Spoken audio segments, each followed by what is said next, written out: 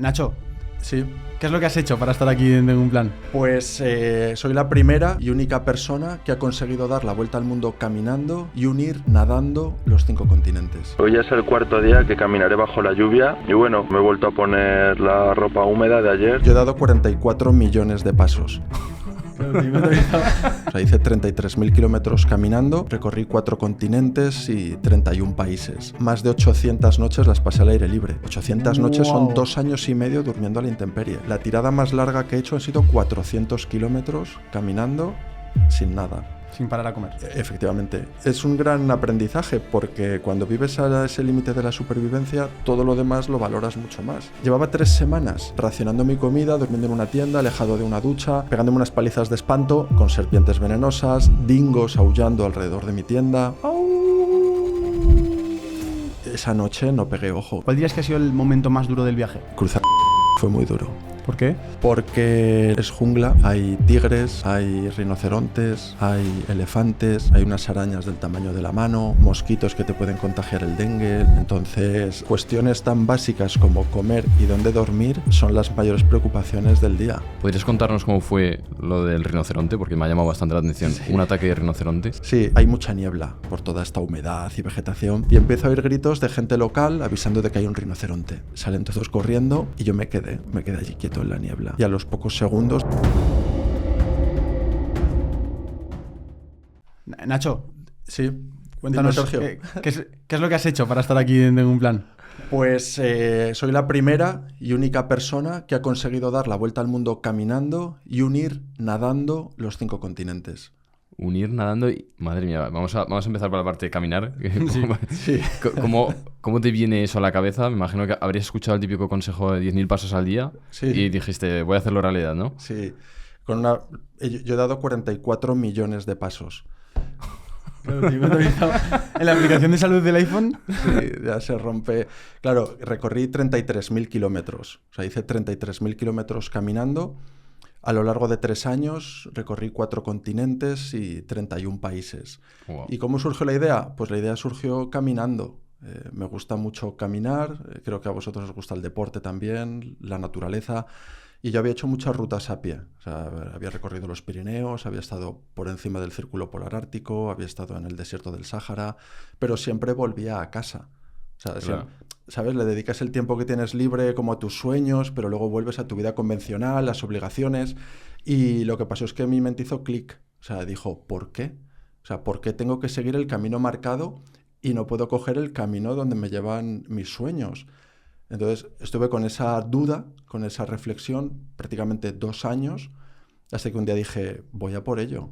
O sea, es un milagro estar vivos. O sea, tenemos una suerte, somos unos Total. privilegiados, o sea, por estadística es una oportunidad pequeñísima y creo que la vida merece la pena luchar por nuestros sueños y tratar de hacer el mundo un lugar mejor. Así que de ahí nace, de un sueño personal. Me gustan los retos, los desafíos. Es una especie de hambre espiritual, no tanto el hambre del estómago, sino el hambre del alma, ¿no? Me llama mucho la atención la parte de la decisión, el momento en que tomas esa decisión. Me gustaría saber un poco cuál era tu contexto de vida en ese momento, cuántos años tenías, a qué te estabas dedicando y sobre todo también cómo te planteas esto como, bueno, supongo que al principio el sueño, primero es un sueño, luego se convierte más en una meta en la que le pones ya la realidad, ¿no? De, vale, ¿cuánto dinero necesito? ¿Cuánto tiempo voy a tener que estar? ¿Qué zapatillas voy a tener que llevar para andar tanto? Todas esas preguntas...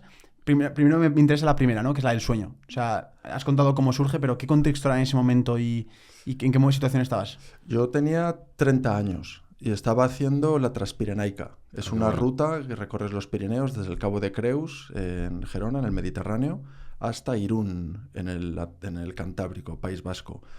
Y es una ruta de cerca de 40 días, a pie, con tu mochila, en autosuficiencia, durmiendo en refugios, haciendo bivac, cocinando en el fuego, en contacto con los bosques, la naturaleza.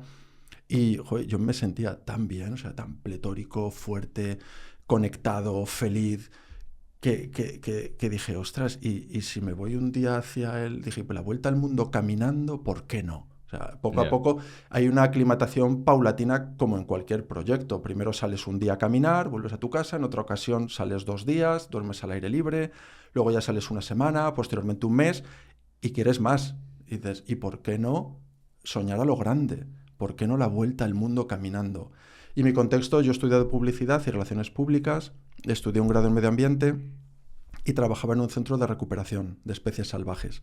Tenía una vida cómoda, tenía una vida pues seguro, pues lleno de viajes, de acumular vivencias, pero sin un rumbo muy marcado. O sea, al final yo hacía viajes, pero como quien compra ropa o come hamburguesas, es decir, con una especie de consumismo, Claro. pero sin un sentido, algo que le diera sentido a la vida.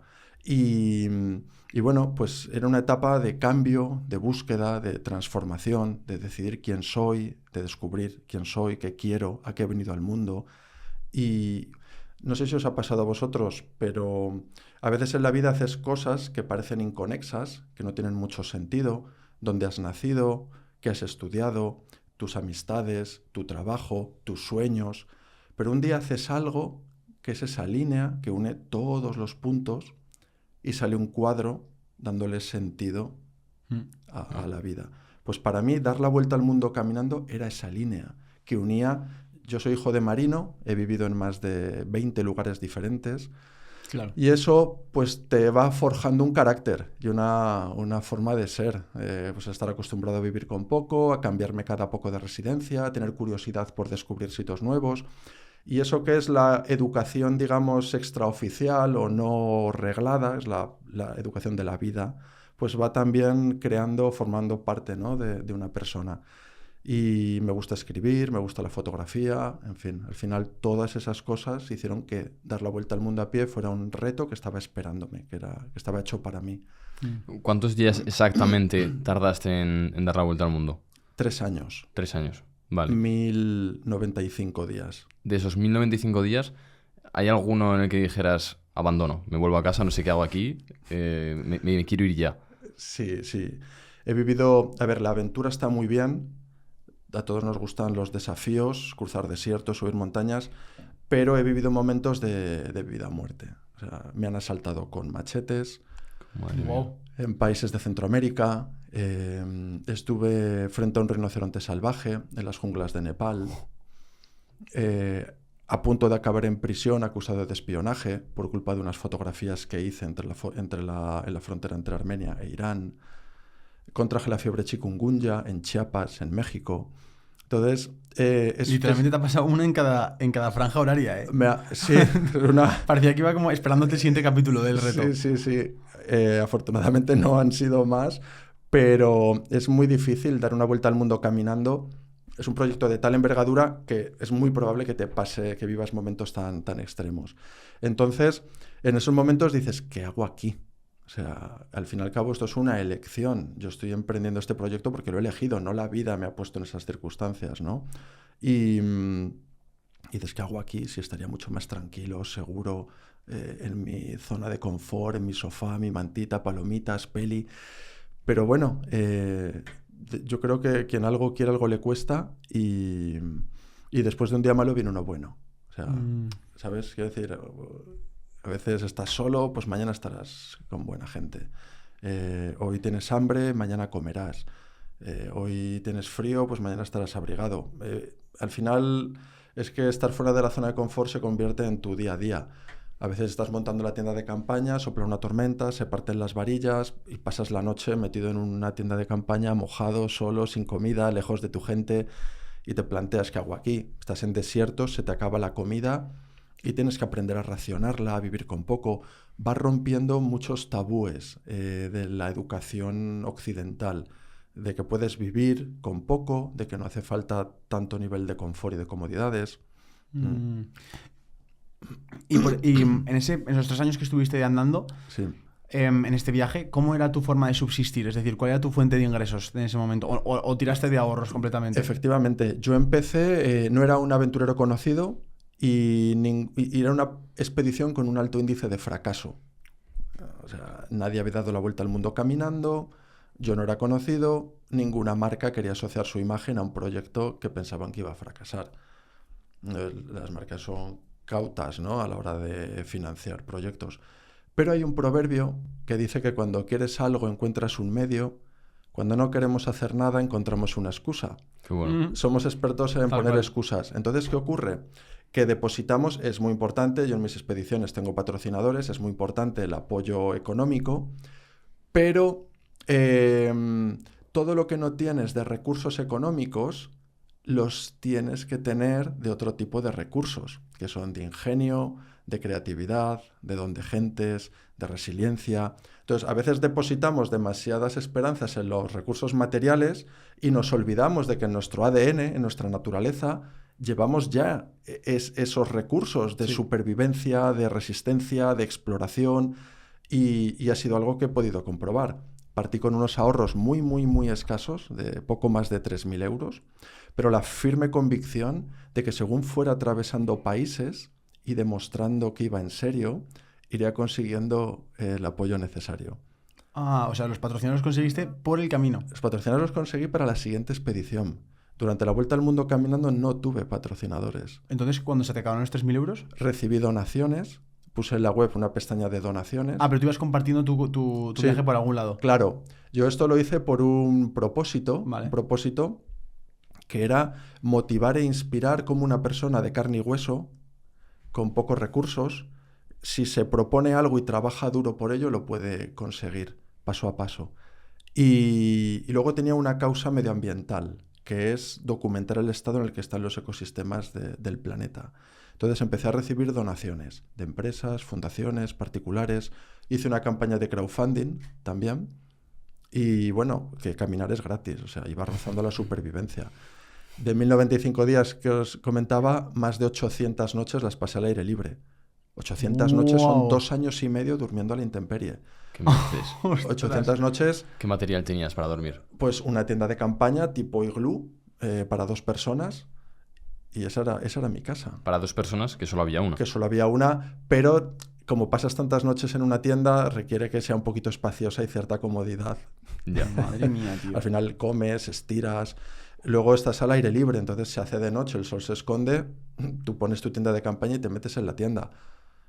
Qué locura. Y yo lo que estaba pensando es, son muchos días para estar solo. En algún momento, porque al principio, bueno, estar solo, incluso lo agradeces, dices, oye, llevo un montón de tiempo con mis amigos, con mi familia, Sí, necesito estar solo. sí. Pero yo creo que en el día 15 ya te empiezas a replantear de que estás solo de verdad, ¿no? Estás solo, sí, estás solo, hay una soledad física.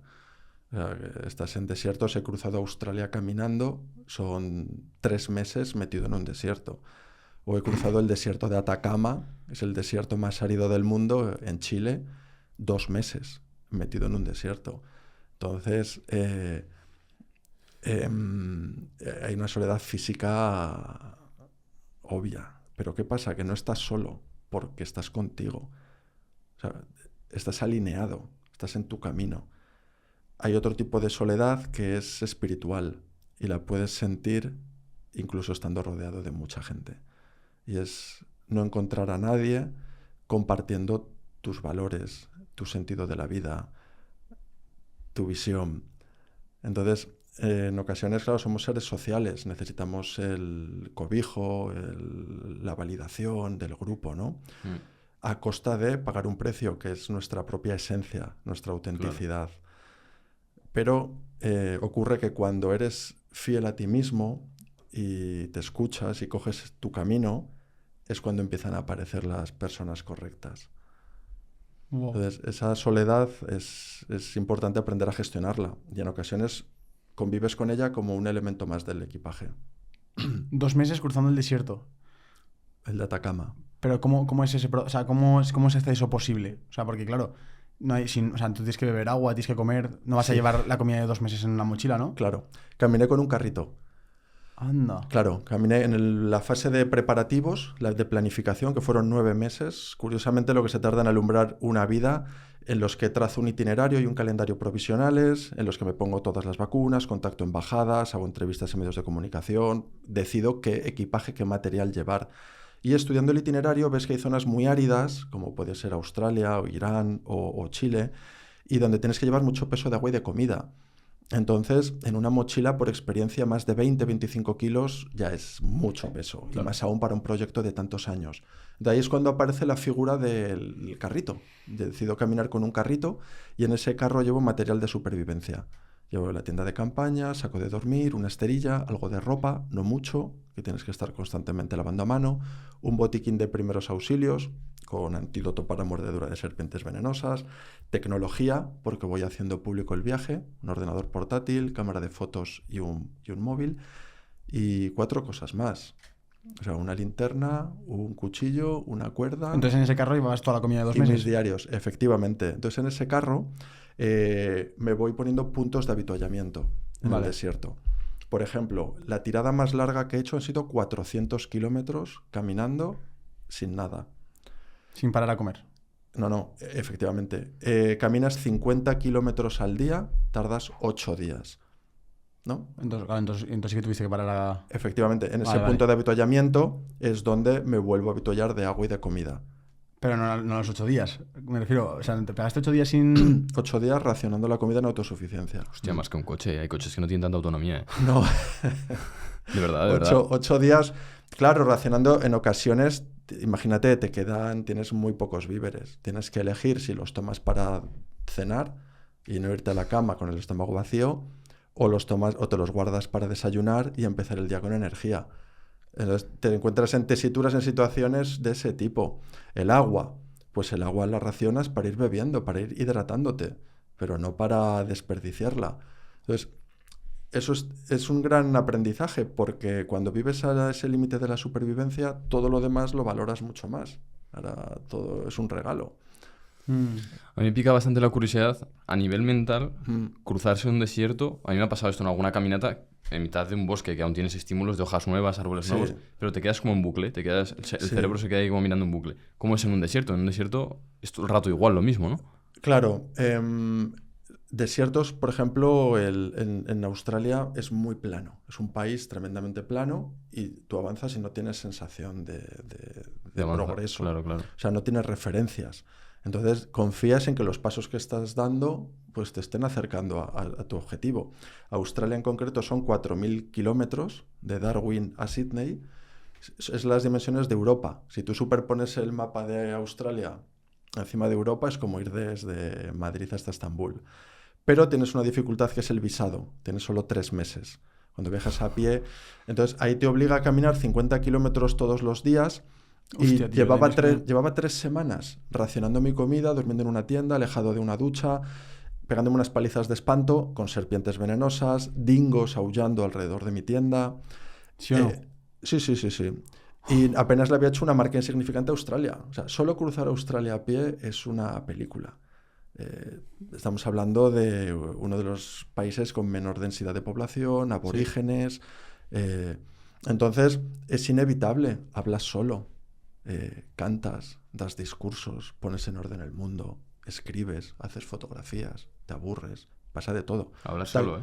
Sí, te acuerdas de fulanito, te acuerdas de menganita. Dicen, para las aventuras más locas requieren los aventureros más cuerdos, porque está el nivel de exigencia y de control y de planificación que tienes que tener la cabeza muy bien amueblada. Pero bueno, lo de los dingos, o sea, me ha dejado flipando. Sí. Una cosa, pero tienes 3 meses de visa para poder cruzarlo, pero has dicho que son 4.000 kilómetros. Sí, un poquito más, 4.100. Entonces, ¿dónde salen las cuentas de hacer 4.100 en 90 días? Bueno, divides 4.100 entre 90. Ahora mismo no tengo una calculadora, pero es un poquito más de 50 kilómetros al día. Pero andando eso son 10 horas, ¿no? Sí, yo camino, ya claro, te puedes imaginar, pues rápido. Es como los de los Juegos Olímpicos de marcha. Sí. Camino a una media de entre 6 y 7 kilómetros. Ha habido etapas que he hecho corriendo. O sea, ha habido etapas que he hecho de 50, 60 hasta 80 kilómetros corriendo. Con la dificultad añadida de que no es un reto puntual, un día. Son semanas, meses, años, y no llegas y abres una nevera y comes pues todo lo que hace falta. Llegué a perder 12 kilos de peso